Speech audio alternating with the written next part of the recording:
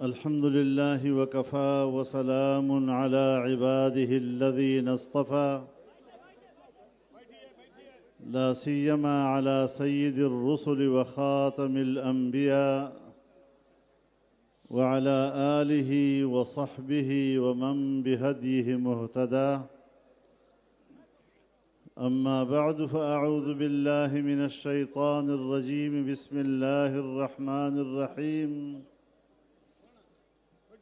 يريدون ليطفئوا نور الله بأفواههم والله متم نوره ولو كره الكافرون. صدق الله العظيم.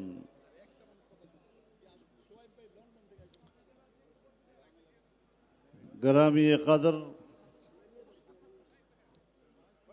حضرت مولانا عبدالحمید صاحب پیر صاحب مدھوپور،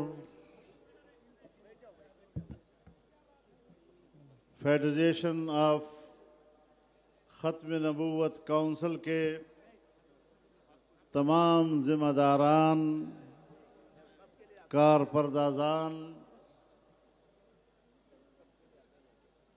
میں تہہ دل سے شکر گزار ہوں کہ آپ نے آج بنگلہ دیش ڈھاکہ میں اس تاریخی کانفرنس میں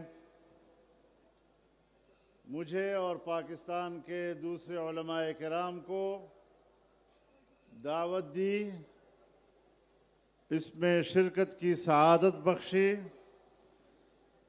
اور یہ امت مسلمہ کا مسئلہ ہے۔ بر صغیر کے تمام مسلمان، تمام مکاتب فکر کے علماء کرام اس عقیدے پر متفق ہیں کہ جناب رسول اللہ صلی اللہ علیہ وسلم کے بعد کوئی نبی نہیں آ سکتا، اور اگر کوئی بھی نبوت کا دعویٰ کرتا ہے تو وہ دائرہ اسلام سے خارج تصور کیا جائے گا۔ آج یہاں ڈھاکہ بنگلہ دیش میں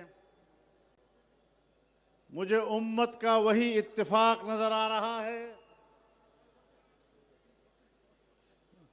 بنگال کے لوگ، بنگلہ دیش کے لوگ تحریکی مزاج کے لوگ ہیں، جس مقصد کی طرف رخ کر لیتے ہیں پھر سیلاب کی طرح آگے بڑھتے ہیں۔ لیکن میں ایک بات بتا دینا چاہتا ہوں کہ تحریک تسلسل کا نام ہے، تحریک تشدد کا نام نہیں ہے۔ امت کی وحدت، قیادت کی وحدت ایک اچھی علامت ہے، اور آج ختم نبوت کے عقیدے کے عنوان سے آپ کو اس اتحاد و اتفاق کا ایک منظر نصیب ہوا ہے۔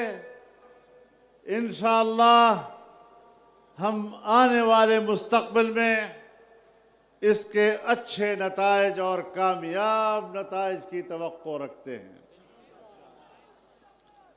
میرے محترم دوستو، پاکستان سے آئے ہوئے تمام علماء کرام یہاں صرف ایک حاضری دینے کے لیے نہیں آئے، وہ پاکستان کے برادر اسلامی ملک کہ عوام کا خیر سگالی کا پیغام بھی بنگلہ دیش کے برادر مسلمانوں کے پاس لے کر آئے ہیں۔ دو بھائی اپنے گھر میں بھی جائیداد تقسیم کر لیتے ہیں، اپنا اپنا گھر بسا لیتے ہیں، اپنا اپنا کاروبار بسا لیتے ہیں، لیکن ان کے بھائی چارے میں کوئی فرق نہیں آتا۔ بنگلہ دیش کا مسلمان ہو، پاکستان کا مسلمان ہو، وہ ایک مسلمان قوت ہے، وہ ایک امت ہے، وہ ایک جماعت ہے۔ اور انشاءاللہ آج کے اس اجتماع سے جہاں ہم نے ایک عقیدے کے حوالے سے بات کی ہے، یہ دو ملکوں کے درمیان بہتر، مضبوط اور مستحکم تعلقات میں مزید اضافے کا سبب بنے گا۔